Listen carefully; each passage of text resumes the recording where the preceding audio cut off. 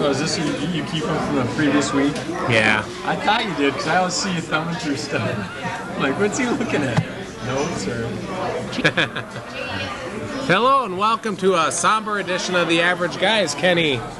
A special edition. This show will be a tribute to Ronald H. Ron Donahue, my father who passed away, and we were talking about it during the week, Kenny, and the single most traumatic moment in my life, because not only was he my father, he was my best friend. He was the best man at my wedding. Oh. You know, the man fought the good fight. We taped last week's show, taping it for Friday. It said on Friday night when he's in hospice, we'll watch it We together. were here Wednesday. Right. Yeah. But at 10:30 on Sunday, he passed away peacefully. Thursday. Thank God. Thursday. 10:30 in the evening. Thursday night. Yep. And You called me at home. called you at home. Set off in the sunset. And But it wasn't horrible. You know, it went quietly. But you know, the show, The Average Guys, in the 5 years we've been doing it, me and you have had ups and downs. You know what I mean? But one thing we've always tried to do is keep the show real. We talk about kids. We talk about concerts we see. We talk about life. So to just not try to act like nothing happened would be tomfoolery. But he made an impact on a lot of people. We have somebody sitting off to the side, a past guest who my dad influenced in his Little League career on the bigger things also. But even the Days of the Rebels, got a card today from Don Spitzley and his wife. did ya? You know, my dad would. Oh. My dad was still coming out when Don was, you know, showing up for the games. And you know, so I mean, Dick Nelson, Don who's Spitzley, an intense competitor. that guy would break bones and strain Jeez. muscles, and he'd show up, and my dad would think he was a little bit nuts, you Don know. Spitzley, man. Yeah, but you know, I mean, my dad. Oh, that's nice. You know, he contributed a lot to the community. He was a AA fast-pitch softball player, good as he was. Offered a contract by the Cincinnati Reds, but knew that a stocky, slow first baseman who could hit a curveball, not much of a market, so he stayed on the railroad, working 40-plus years there. Married to my mom for 47 years. And what more can you say, Kenny? Your dad was a philosopher. Yeah. Not only did he teach Little League, but he taught them how to be young men. Yeah. And, God, man. yeah. What are some of your, before we get our guest on? The original RD. You got it. The big fella, the big cat. Cheers to Ron Donahue. Now, before we get our guest on, you played soft. We played on the Rebels for so many years. The one constant in the early days was my dad showing up. Absolutely. What do you think of some of the... I just remember turning around and all seeing him there, and I thought it was just the neatest thing. Of all the players on the team, I hope your dad was the only father that showed up. I can't think of any other player on the team who had their dad show up. Week after week after week. Is there? Was there anybody? Nobody. I can't think of anybody whose dad showed up. And the thing was, he'd give advice if asked. Oh yeah, it was great. You know, if somebody says, am I doing something wrong at the bat, Mr. Donahue? He'd be like, well, you got to put your shoulder up, you know, you got to do this, you got to do that. Dick Nelson, who I was hoping he'd get here, but he says, John, I was just talking to him when I told him about my dad passing away. He goes, I'll never forget, one day I dove for a ground ball. I picked, you know, I scooped it up, threw it to first, got the out, and my dad said, Dick, that was big league. And he goes, just because it was your dad and, you know, what he knew about the game. He goes, you know, that always stuck in my mind, you know. Wow. And because he knew his baseball. And there'd be times he'd say, well, you know, I'm not going to give advice, you know, if things were, you know, a little chippy. I remember one play where somebody on our team elbowed a catcher in the back and knocked him down, and my dad was like, you know, son, that was embarrassing as a team, you know. And at the wake Sunday, I was there looking at the photographs, and there's one that stuck out. It was a family photo: Mom, Dad, John, Bob, Kevin, Kelly, the whole crew. And I'm looking, and I see, and this goes back, you know, quite a ways. I'm looking at it. Your dad's got on a Mean Joe Green jersey. You remember those jerseys? Well, I saw that. I thought, why does he have a Mean Joe Green jersey on? And see, if you collected the bottoms of Coke caps, there's a football player that you'd have to, you know, collect. And then if you fill them all up, you got your Mean Joe Green jersey. My sister worked for Coke, and so when people would bring them in to, you know, she'd say, here, take these. So we all had Mean Joe Green jerseys. 75? Mid-70s? That would say 76, yeah. 76? So the whole Donahue family was supplied with Mean Joe Green jerseys, and awesome. You know. And here's our guest sitting off to the side. Patrick, come here. A former guest on this program. Pat, if you could just kind of squeeze in here, if you can. I don't want to unplug you. And let me before I'm gonna not embarrass Pat here, but if you go to my mom and dad's house, along on the pictures on the refrigerator, you find pictures of my kids, other relatives, you know. But what else is on there? On a, you know, hung up by a magnet, a picture of Pat Bergquist in his Kansas City Royals uniform. On a baseball card? Or just a photograph? Like a wallet photo. Yeah. All right. That Pat had autographed, and that picture had been. Yeah. I don't know how he obtained it. If you brought it over. I went to your house, your parents' house. Boy, my dad. After I got drafted. Yep. And I tell you what, if you go to the house right now, it's still on the refrigerator. My dad never had it taken off, you know. John, introduce our guest. This is Pat Bergquist, Denfeld athlete extraordinaire, a viewer of the average guys when he's in town, and an all-around good guy. And Pat, thanks for coming on. Well, thanks for having me. Pat. Thank you. So like I say, you made an impact on my dad, enough to keep that picture on the refrigerator for 12 years by now. Well, I think the impact was made by him on me. First coach I ever had.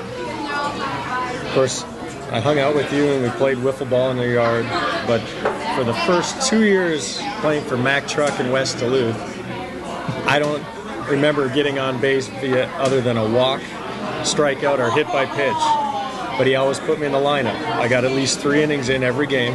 Wow. And you don't realize those things until you're older. And I thought about it a lot when I found out he passed away. That you look back over the people that have touched your life or played for. And when you're young and someone doesn't give up on you, that lasts a lifetime. And that's why I came in tonight. I really didn't want to come here to talk about my sports past. Right. It's in honor of your dad. That's pretty neat. Well, I mean, no, I think you're being a little nice because you sure picked up the game pretty quick, Pat. Well, like I said, if you didn't keep playing me and put me in, my mom teases me to this day that she brought a good book to read every game I played in. Oh, really? Because she knew when I came up, it was either hit by pitch, walk, or strikeout. What age were you? Oh, what were we? 8, 9. Were we that? Oh, I thought it was okay. like 7, 8, 9-year-old, right? 8, 9, and 10. That's what it was. Yeah. So I was 9 and 10. You were 8 and 9. I was always a year behind. Yeah. But I tell you what, and the thing was, and that was the great thing about him is, after every sign-up, he'd look at who was left over, and the kids that had disabilities that weren't going to get picked on any team, he took them all on the team, on our team. And the thing is, they all played 3 innings. Because, like you said, why sign up if you're not gonna play? You know, I mean, if you're gonna sign up and pay them registration fee, you gotta play. So I mean, he had everybody play 3 innings. You know. But I remember that one time though, me and you got to a point. I was playing third, you were pitching, and my dad knew how to teach the fundamentals. I think you'd agree. Correct. And he was a stickler for fundamentals, but me and Pat got to a point, these other kids would get on third, and then they'd start scooting up the line like, you know, they're going to go or they're going to go back.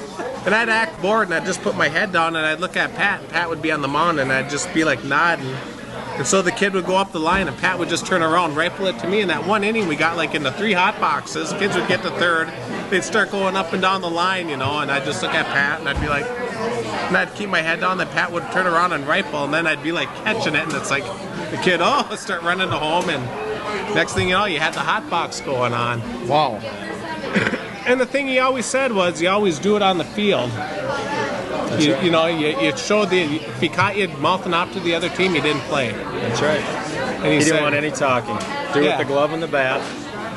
And leave the Everything else talking will to the take other care of team. itself. Yep. So, I mean, he's a student of the game, smart coach. Now that I look back on it over time, you know, that not many kids in youth leagues get that kind of coaching.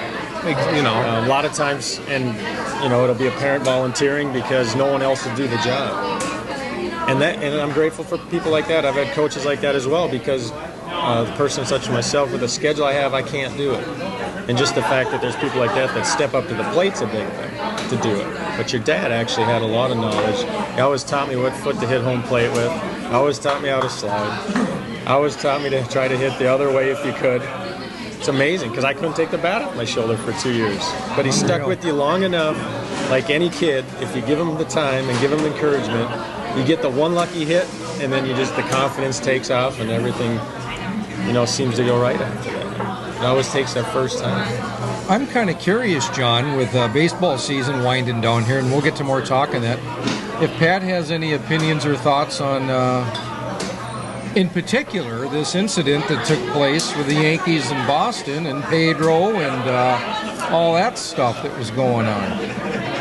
Well, when you talk about this, I know a lot of people like to make a big deal about it. But Pedro was fined more than anybody else. You had, Pedro, Zimmer, Carmen Garcia, who were some others involved in that? Right. But, well, first of all, on the fine, you can't fine a 72-year-old guy for getting body slammed. I mean, he didn't do too much. I think that he was partaking in the scuffle, was the result of that. But Martinez has a history of throwing inside. Throwing inside is not a problem. Throwing inside makes it, a 17-inch plate, a 24-inch plate, and that makes him a great pitcher. The fact that he goes a little high with lip service or chin music, whatever you want to call it, they don't like it. And as the salaries have gone up, people like it even less. And that's the reality of it. And I think they set the tone for him for the rest of the series. They don't mind. I don't think Major League Baseball minds people throwing inside if you keep below shoulder and below. But this past year and last year, he had incidents where he throws high. So I think it's a message that they're trying to curtail right now. But the only thing with Garcia is he threw behind Garcia. And it's a natural instinct. And then Clemens threw the high pitch to Manny, which was blown way out of proportion. And then Manny got a little upset, and I thought, did Manny overreacted? Well, I just think that what it comes down to is Roger was throwing it right there, saying that could have been 2 feet over. Right, absolutely. But keep in mind, when the ball's going 98 miles an hour, your instinct is to move back. Right. Initially, because you just assume they're good enough. I can tell you this, the pitchers are good enough. If they want to hit you, they will. If they want to throw behind you, they will. So I don't buy any pitch slipping. Maybe if it's raining, I'll give him one once in a while. But the fact that he threw behind him at that speed, it's a bad thing. I mean, I don't know that you can't say he was going for his head, but let the pictures show what they did. Should Grady Little have left Martinez in, or should he have pulled him? I'd have left him in. Wow. And that's interesting. And the reason I say that is, who are you going to bring in? It's your ace. He's thrown well all year. Started out slow, but he's thrown well. Yeah. He's going well. You win and die with him. Okay. You got a guy, they still had plenty of opportunities to win that game, even if they tie it. If I recall, it was 4-1 when he got into trouble. Was there still 2 outs? Or excuse me, 1 out or 2? Yeah, I think 1. When it got to 2, I thought he was going to let him intentionally walk somebody and then go out and talk to him. But he did it reverse, actually, if I recall. He didn't go out and talk to him. Well, it was 4-2. Giambi hit the 2 solo home runs. Right. So it was 4-2. Yeah. But, I thought about this. I happened to be in Anchorage watching it, and I would have left him in. It's easy to go back and say, well, he was dying, he's tired, but who are you going to go to? I'd rather let my star lose the game or win the game. And that's what I was saying. My mom was saying... But it's a pretty important game. Absolutely. Yeah. Absolutely. But me and my mom were sitting there with my dad watching the game, and my mom's going, why aren't they taking him out? I said, Mom, he's making $16.5 million next year. It's like, you got to live or die with him. I said, And if I recall, he wasn't over the 100-pitch mark yet. He was 98, 99, somewhere in there. You guys can probably find that in your journals, but it was getting up there. But it wasn't to the, if he was like, I tried to trying to remember what game it was where, was it Clemens was like at 120 or 119, they finally... And Pedro was at 125 by the time they pulled him out. But, that was... It's getting up there. It's getting up there, but I think, I still believe you win with... We win with the dogs. And that's how I feel. Now all this thing about his job security, the Grady Littles, you know. How about the fan in Chicago and the foul ball incident? I feel bad for the fan. Yeah. Believe it or not, this is going to sound crazy. I was in Chicago that night because last week I was flying Anchorage, Chicago. Okay. But I was there after the game, and I thought, as soon as I saw the play, I didn't get to see that live. Okay. But I said, you know, why didn't Chicago Cubs management come out the very next day and say that's not right? He did not reach into the field of play. Now, granted, if you're a baseball fan, you want your team to win. You're gonna. If it's me, I go for the. They could be talking about me. If I was at the game, Pat Burquist would have been the dog that ruined it for the Cubs, and I like the Cubs. But I mean, if he reached out, I think it's his fault. He did not do that. Right. He did interrupt a catch, but it was in his seat. But you're watching the ball. You're not watching the outfielder. Absolutely. Steve Bartman was his name. He had to be escorted out of his seat for his own safety. Bartman apologized, and on Thursday, the Cubs released the following statement in an attempt to ease the hatred aimed at him. We would also like to remind everyone that games are decided by what happens on the playing field, not in the stands. It is inaccurate and unfair to suggest that an individual fan is responsible for the events that transpired in Game 6. He did what every fan who comes to the ballpark tries to do, catch a foul ball in the stands. Well, But isn't that 3 days after the fact? Yeah. 2 for sure. Yeah. And then he took a lot of heat for that. He couldn't go to work the next day. For 2 days. Yeah, I mean, they have to come out with that. And besides the fact, they were up 3-1. What about the shortstop who booted the very next play? I said I didn't realize as punishment for interfering, they made him go out and play shortstop, you know? I mean... The guy received death threats from fans. I'd say that's a bit steep. But being someone who's caught a foul ball at a major league game and have gotten close a few times, when you see that ball coming, nothing on the field matters anymore. You're just watching that ball. And they had a 3-1 lead in that series. But you can't blame Steve Bartman. That's an easy out for them to take. Yeah. Instead of just coming out, getting the next out, and it's over. Okay, winning the next game or winning the 7th game. They didn't do any of the 3. That's why. And Larry Weiss has to sit home and lament, and because I called him when my father passed away, and we were talking, and I had to bring it up, and he said I've been waiting. I think he said 47 years, or I mean. And he goes, I thought I'd seen him in the World Series before, I died. And he goes, I don't know anymore, And Mr. Weiss, go Marlins. He jumped on the wagon, I see. Well, I've always been on the wagon. Yeah. Does he? Constant? Oh, no. This year I was disappointed when they traded Big Cliff Floyd. Yeah, that was... that broke my heart. Because he ended up in New York as a Met, but... I'm kind of curious, in your playing days, you were a pitcher. What was your strengths as a pitcher? Were you a fastballer? Were you? My pitching experience, I was mainly an outfielder and a shortstop. My pitching experience was hard and harder.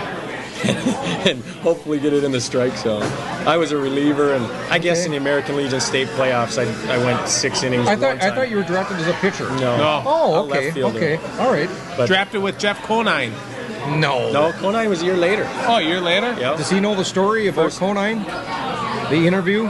Well, he was our worst interview ever. John asked him who his favorite player was growing up, who he, looked up to as a youngster, and he said, I wasn't into baseball. I was into racquetball. Yeah. He wanted to be a pro racquetball He's a typical player. Southern, not to stereotype anyone, but he's a Southern California kid. And that ended the interview right there. Yeah. I was He's into racquetball. Which goes to prove, don't volunteer to do an interview if you don't want to do it. That's right. That's right. I mean, that was incredible. But anyway, Pat, before we let you go here, last week somebody posed a question to us. Besides Charlie Hayes, what other black third baseman can you think of? Besides current? Anytime. I came up with Chris Brown of the Giants and Darnell Coles of the Mariners. Darnell was an outfielder originally. I've worked out with him in the offseason in Tampa. Really? Darnell Coles?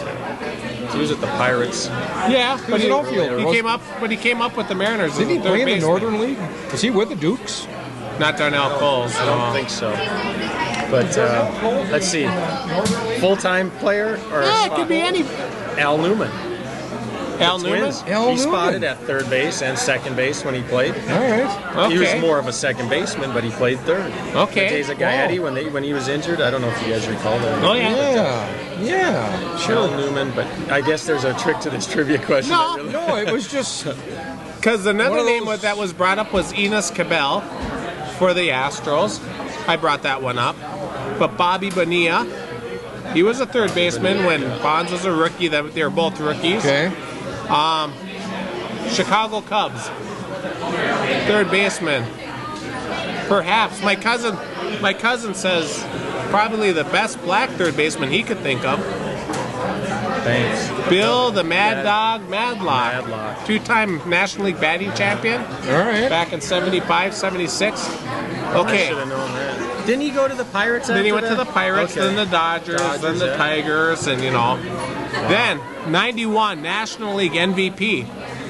And this was a 91 National League MVP. Did you already say Bonilla? I said him, but he wasn't the 91 MVP. By then, he was a malcontent in New York. That's true. Atlanta Braves, Terry Pendleton. Terry Terry Pendleton. Pendleton. So, I mean, Wow. you know, yeah. My cousin's, That's a good one. Well, tell Maybe your not. cousin I didn't get it either. yeah, but just to follow up on it, Yeah, because I was, doing the old Polish head scratcher, and I couldn't think of anything, and so It's tough, especially when you're put on the spot. Sure. Well, it was Larry Dolby of the Indians back in his day, a third baseman. I think he was.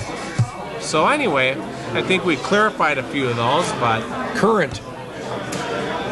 current, I don't know. Just one of those useful trivia questions that was posed to us. Yeah, somebody all it was. asked, and I'm like, well, Yeah. But anyway, I tell you what, Pat, thanks for coming on and talking about my dad a little Thanks, bit. Pat. condolences to your family. Oh, He's a great man. Glad to get to know him and spend a lot of my youth with him. Via That's you right. in your backyard playing wiffle ball. that's right. And him chewing out the neighbors for us hitting it in.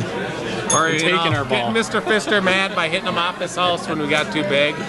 And then we'd go down to St. James and play home run derby. We'd start at 8 in the morning, eat a quick lunch, go back, play till supper time, come back. Wasn't your dad who came up with the saying, window breakers pay alone? Yeah. Because he paid for so many windows that John and his brothers broke hitting baseball. Window breakers. Pay alone. If you announced Oh that my before God. everyone went up to bat, then whoever right. broke the window was buying. Because we hit instead him, of the whole group. We hit him off that truck. We'd hit him off the church across from St. James like mortar rounds, and then we got too big for that place, so we'd go down to Memorial, and then by the time we were hitting him off the Northwestern Bell building across the street, then we were sort of like running out of. We had to ball climb fields. over Wade Stadium's fence. Unreal. Yeah, Wow. But anyway, Pat, thanks Take again. care. Thank you. It's We're a gonna- pleasure. Thanks We're for gonna having take me. a short break. Appreciate it. Mike, if you want to hit that, we'll be right back. Okay, and we're back, and Pat Bergquist. That's kind of cool stuff. second time on the show. Yeah.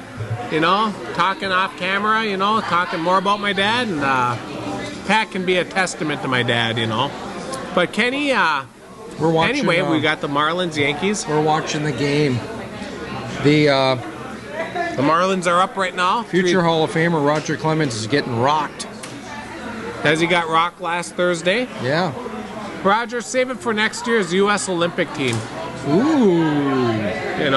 Call it a career. Just walk off the mound, head bowed down. But really, you can't underestimate the Yankees because until you put the stake through their heart, they have a way of breaking your heart. John, we have a Yankees fan here. I know. So let's get them on a Man I Owe pizza too. Ah. So the pizza drama is over. Yeah. I was getting my palate ready to eat a pizza, and I was getting ready with the checkbook to write the check, and went 11 innings.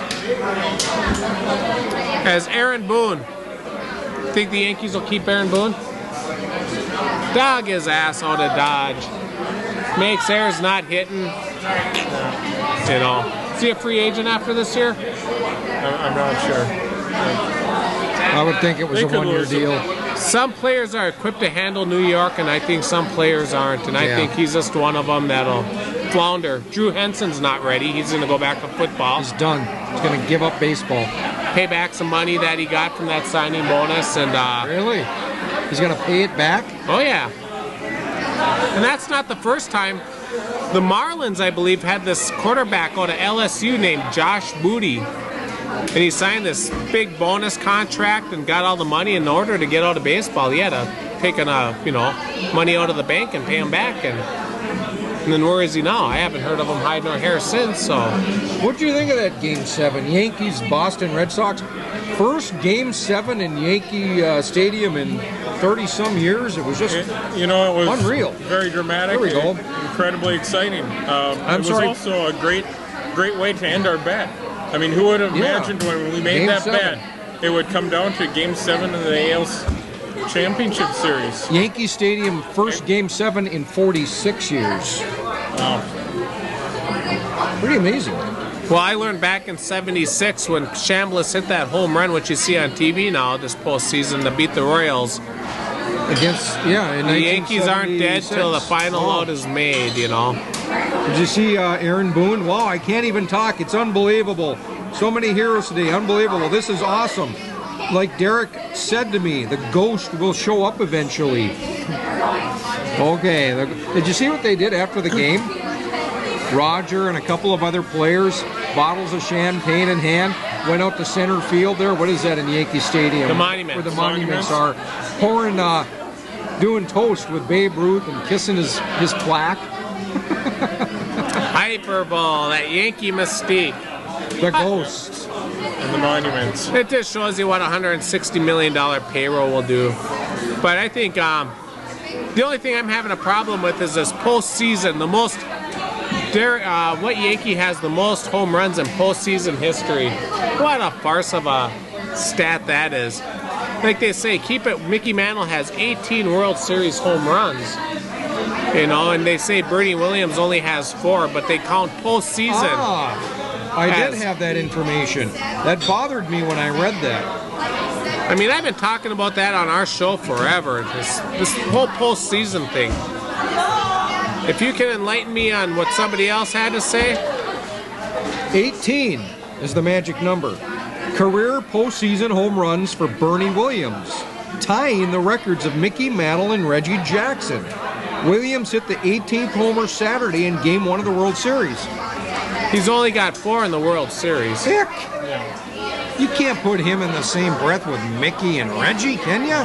Well, Reggie hit a few of his in the playoffs, but you know, I mean, this whole thing, it's just baseball trying to invent new records so fans can grab on to Bernie Williams as being the all-time postseason home run leader. We're here with John Winter. John Winter is the webmaster of theaverageguys.com. Go there and leave your thoughts, please. So, hey, are the Packers going to do anything this year?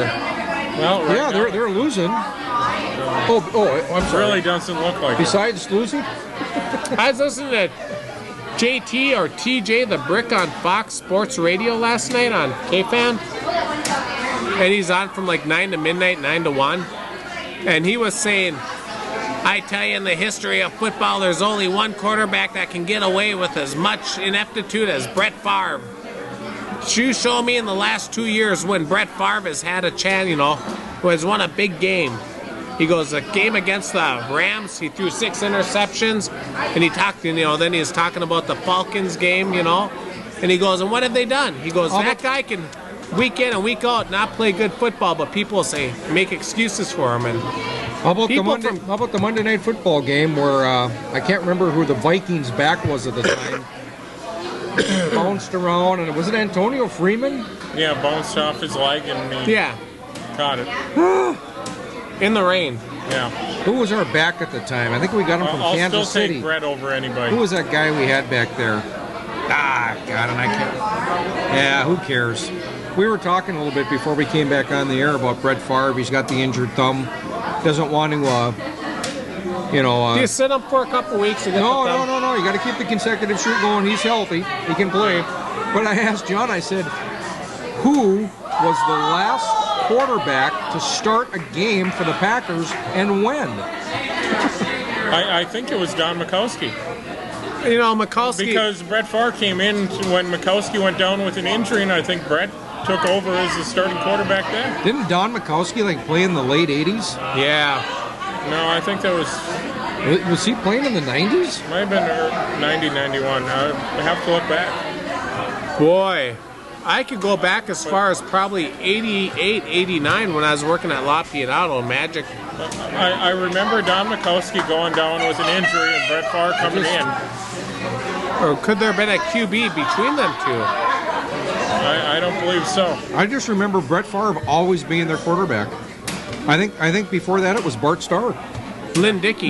Yeah, the Lynn Dickey years. And then you had a little Scotty Hunter. That's getting before your time, but We had, David Whitehurst. Before his David time. Whitehurst. Yeah. Right around your time, though. Yeah. I'm a little bit older than you, I think. Are you? How old are you? 36. Oh, 2 years. Okay. Oh. Well, yeah, you know what? I You was remember- 4, yeah, you were 6. yeah, I don't yeah, remember if you yeah. Did not exact. know that. I thought you were 30. No. Oh, okay. I stand corrected. Wow. So anyway, the Vikings 6-0. Is this Let's the get year? a Packer fan. What do you think of their start? Well, obviously it's perfect. You know, it's very good. They got Viking fans have a lot to look forward to. Is this the year? Do you think this is the year? Could they finally do it all? Well, I've got a Viking friend down in the Twin Cities, and he said they're good, but I'm looking. He goes, they're going to be better next year. And I thought, what? You're 6-0. You don't think about next year when you're 6-0. No. I was listening to K-Fan, and they're talking to some guy. They were talking to some guy who said that the Vikings have all the salary cap room for next season. Vikings do still. And they say they're in great shape. He goes, but my only point is we need a new stadium built. And I'm like, here we go again. They got a stadium. It's called the Metrodome, and it's great. Well, for but they football. don't have the revenues. Well, who should pay for the revenue? Red McCombs can dig deep in his pocket, and that's all the revenue he has. You build the stadium, you keep all the money. Well, he's not Why going to should sell this taxpayers team. pay it for him to reap the rewards? He's not going to sell this team. Red McCombs wants to own this team and hopefully own a Super Bowl champion. Well, the thing is, though, it sounds like Indianapolis goes to L.A. before the Vikings go to The L.A. Vikings You aren't know, going to go. they're a professional team such as the Vikings does bring a lot of revenue into the state, though. It brings it through sales taxes. It brings it through the jobs and the employment and the employment taxes.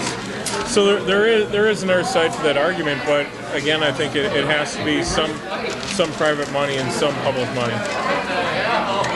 Well, To see no public money, to I say absolutely zero. wouldn't make that. I can make a pretty good argument that there should be some public money sorry, involved, but how that money is paid back also my whole thing through is bonds and through a special, such as in Green Bay where they got the special sales tax, or Milwaukee where they got a sales tax that goes toward the stadium bond.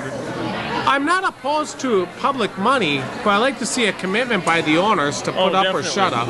Definitely. Absolutely. Show me an owner who's willing to put up 150, 200 million of his own and then have the state kicked in the other half. Sure. But to arbitrarily say, like in the old days, the 80s and 90s, the cities were picking up the whole tab. and What's the owners wrong were- with adding the monies or a tax or something to the tickets? Let those people that want to attend these A games. user's fee. Yeah. Well, why, yeah, I'm why not- is that so hard to do? Why do you or have a to? tax Well, I in the think- county where the stadium is, because Green it's Bay going did to benefit that county the most.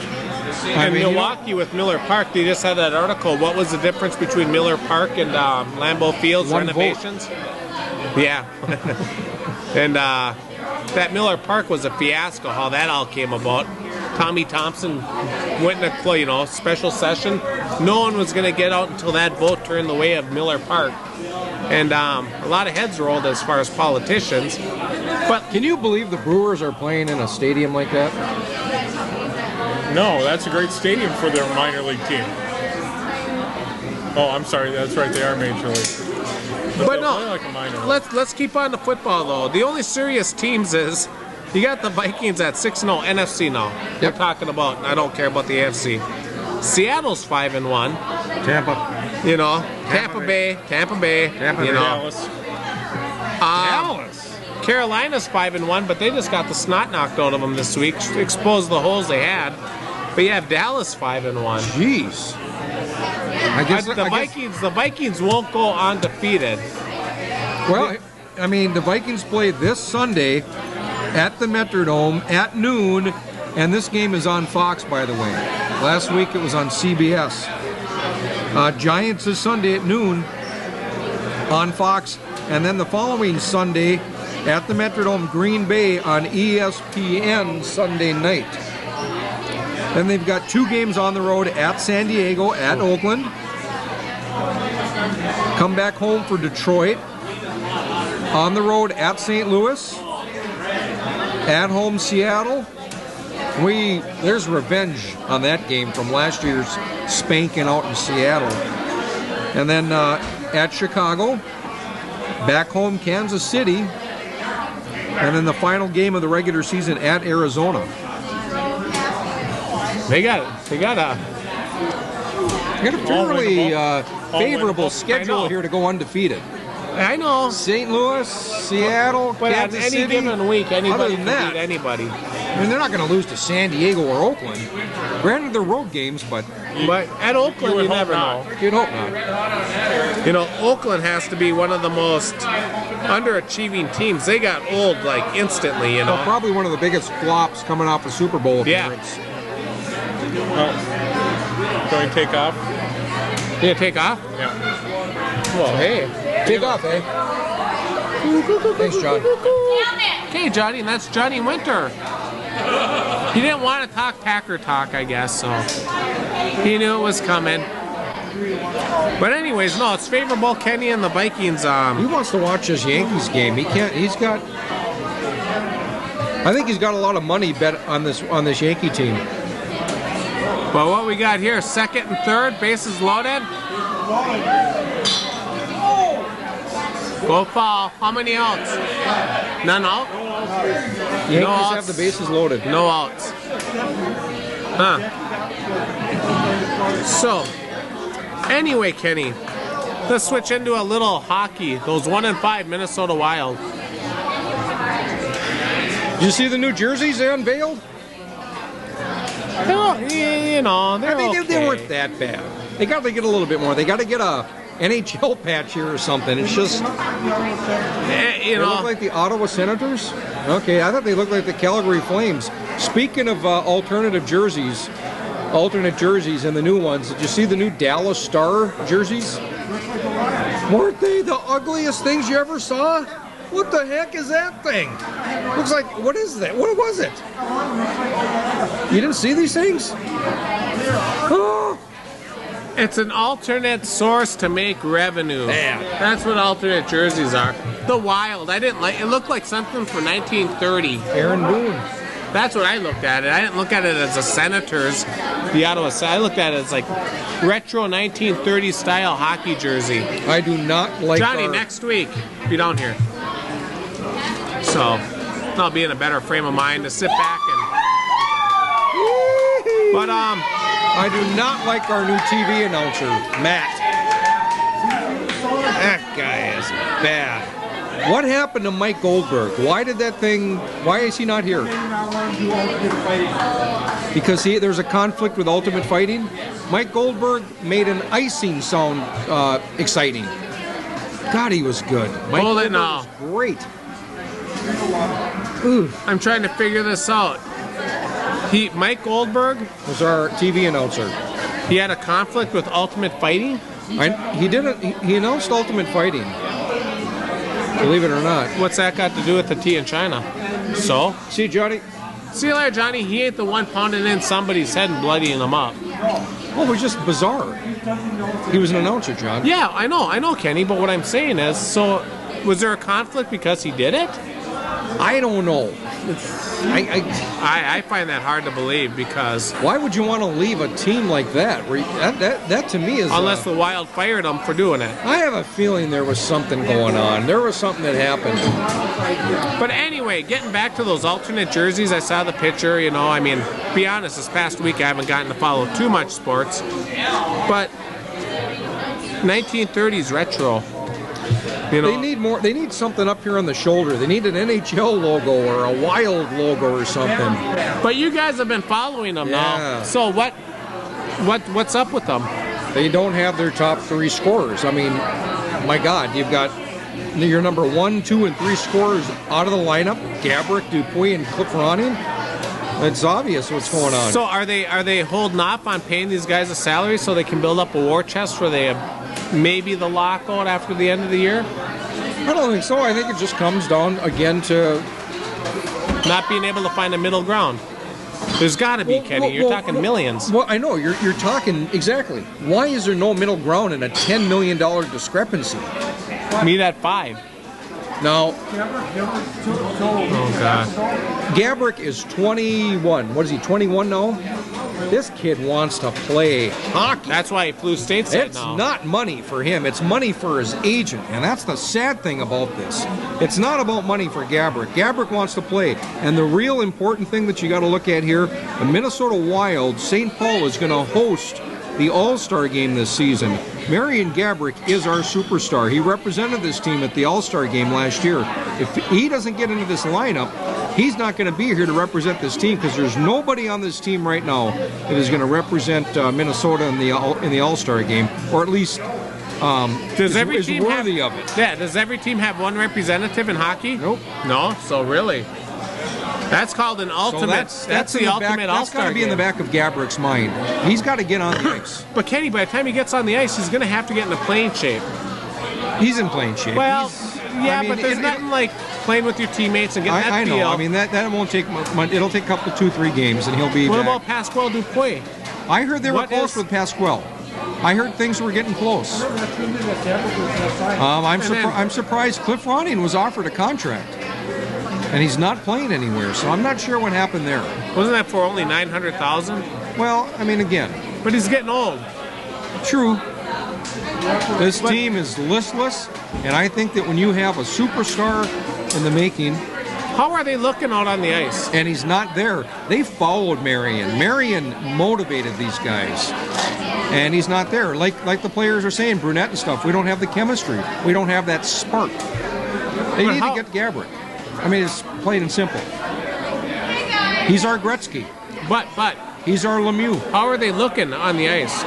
Bad, listless, unorganized. Like they're looking to somebody else to do something.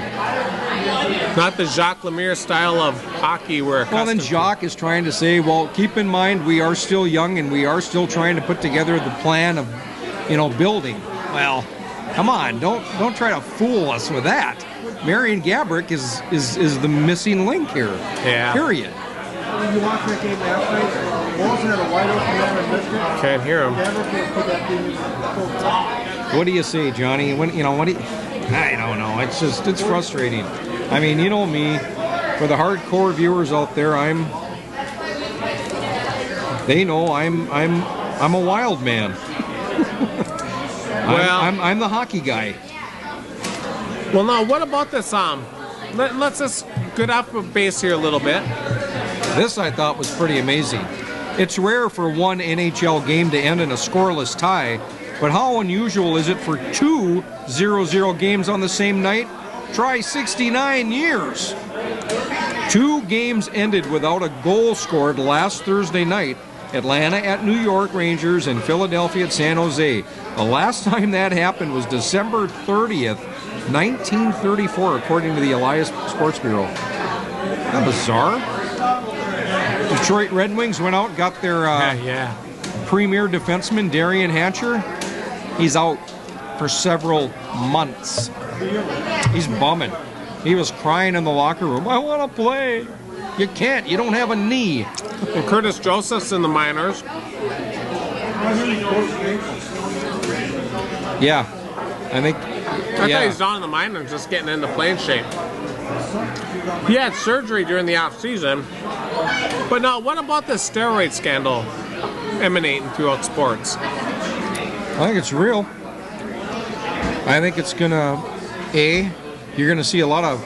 You're not. I mean, look at Jerry. Kenny, look not at Jeremy talking- Giambi. The names are Don't Jason tell me that guy's Giambi, not on steroids. Barry Bonds. Come on. But this is going all throughout football. They're talking about High school, baseball, college. hockey, Yeah. the International Olympic, the U.S. Olympic Committee. Now, if these guys are found, and I'm not, let's use all sports in general. Does this besmirch their career? How's our clock? Yeah. 45 minutes? Okay, 15. Does this, anybody who's found guilty of using these drugs, does that put a permanent blotch on their, I think so. record? Absolutely, I think so. What do you think? I mean, it has to. I want a home run to be a home run. I don't want a performance-enhancing drugs. A track and field athlete, so they break the world's record in the 100-meter dash, but if they're found to be using on this, they got those extra tenths of a second, hundredths of a second. Performance-enhancing drugs is just what it is, performance-enhancing. And, the sad part is, would Mark McGwire have hit those home runs when he was just a scrawny little kid? But after he took all those bulked up steroids and, turned into that, he probably still would have done it without having to do it, Ken. ESPN was showing on Classic ESPN the Kirk Gibson game, the home run, Game 1 World Series, Dennis Eckersley, and who's at first base? Mark McGwire. God, he's just That's what I'm saying. That's Mark McGwire? Yeah. Now, granted, that was early in his career when he was But you only younger, fill out so but much. Still, he turned into King Kong. You look into like Big Papa Pump in wrestling, Scott Steiner. You just look at Jeremy Giambi, and I use that example Jason, because he's been subpoenaed to appear in front of this grand jury. And Barry Bonds. Barry kind of carries it differently, but Giambi's like this freak. But Barry was a skinny little thing when he first came up, and I know you fill out as you get older. But let's be realistic, I mean, Barry's head grew 2 hat sizes since 1993. And your cranium doesn't grow after the age of 18, so how does your skull expand? Knowledge. Well, okay, I don't know. But I find this, this will be interesting to see how everything just washes out with this, I'm sure a lot of people are squeamish, and NFL saying if they got once they take a urine sample, they still hold on to it. I hope they refrigerate it. Well, however they do it, but Gary Aiello says that if they're looking into going back, once they they get this thing going, and then any players who have that in their system. They inventory urine? Yeah. Oh my God. So, I mean, I'm sure a lot of football players and a lot of athletes. Bill Romanowski's another one. That goofball. Hey, here's a story I kept out of the highly accurate Duluth News Tribune. Tom Larson, in reference to the possible training camp being held here in Duluth for the Minnesota Vikings. This comes from the Friday, October 17th newspaper. Tom Larson. A lack of grass practice fields at UMD was the primary concern of the Vikings. You make them grass practice fields, Ken. The three final proposals to the team are due October 31st. The team wants a 5-year commitment and is expected to make a decision right around the first of the year. As a major tourist destination in a temperate climate, Duluth already had piqued the team's interest as a place that could keep fans coming for more extended stays during the training camp. UMD's housing and off-field operations were accorded passing grades. And the artificial turf on UMD's Griggs Field isn't what the Vikings would prefer for their main playing field. As far as the fields right now, the situation wouldn't be acceptable to us, said the Vikings representative. He noted the team would like 3 grass fields or 2 grass fields if the Griggs surface was upgraded. Whatever issues are that we can resolve, we will do it, said Chancellor Martin. They need contiguous playing fields, and I'm committed to seeing what we can do about that. Mayor Doty said he's confident that whatever physical and financial stumbling blocks remain can be surmounted. I think we can resolve the field issue, and that they, the Vikings, would be fools not to come here, said Doty. Don't call them fools. I know. That's the one thing I thought. But no, the 3 cities again, right? St. Cloud, of course, Duluth, I thought St. Cloud dropped out. What and was- Mankato. Sioux Falls? Oh, Duluth, Mankato, and Sioux Falls. Thank you. Yeah. So Mankato's still in this. Well, my whole thing, Kenny, is the thing that I would think we'd have a good chance of it is they say they want to increase their fan base. Right. So if the whole time they're looking for a sweetheart deal for Mankato, then it was just a negotiating ploy. That's why I think the Vikings have the inside track on this, because just what they're saying, they want to increase their fan base, they'd almost have to move then, because Mankato's been the staple. Well, when the Vikings representatives came here, they said that the UMD, they were satisfied with the housing in the dormitories, the food service, the locker rooms, the meeting and training and weight room accommodations, the indoor practice field. Griggs features a brush-type artificial turf that Vikings coaches and players might find objectionable. And a makeshift grass practice area adjacent to the stadium is wholly inadequate for full-scale pro workouts. But the campus has several recreational softball, soccer, rugby fields close to the main athletic facility that, if reconfigured, regraded, and resodded, could make the project workable. And you can do it quick. As a community, the business, politicians, and university are all engaged. It's a spectacular location. We're concerned about the operational component, Vikings representative talking. And then lastly here, Mayor Doty said a possible resolution to the fields issue was easy compared to making major structural changes that don't appear needed at UMD. I think we're absolutely in the ballgame. I said it before, and I'll say it again. I think we can pull this thing off. That'd be awesome. Huh? Kenny, this would be a bigger tourist attraction than the Great Lakes Aquarium, Split Rock Lighthouse, IMAX. You know, you take some of our floundering tourist attractions, this would just quadruple. You know what they asked? One of the Viking representatives was asked on television.